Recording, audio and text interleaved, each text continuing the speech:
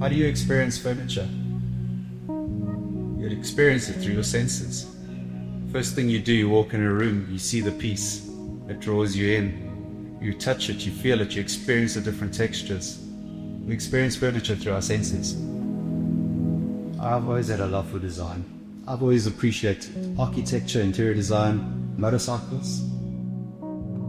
I appreciate things that are done correctly because I always aspire to do things right myself.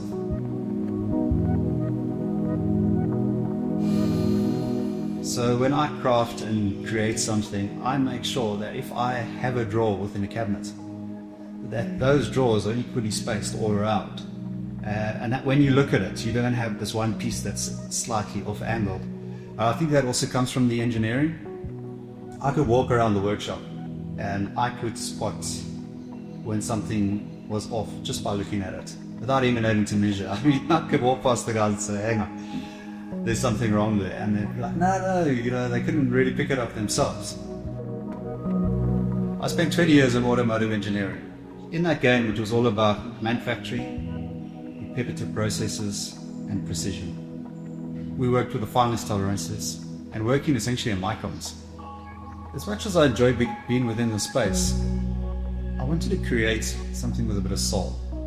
Something, rather than pushing numbers and deadlines, I wanted to do something that I could put my time and effort into, to creating something really beautiful.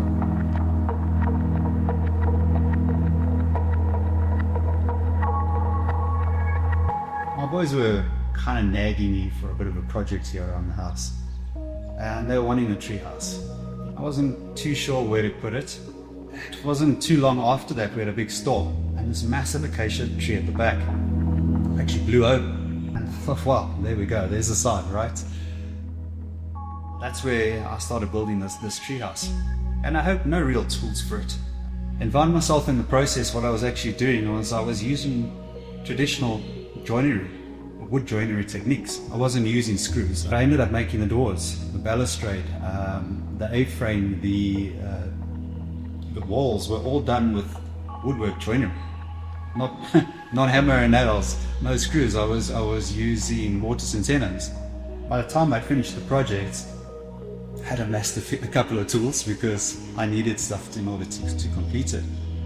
And then the bug had kind of bit, so from there on I was like, okay, cool, I enjoy this. 5 years later, I now have a fully operational workshop where I'm pushing out bespoke pieces.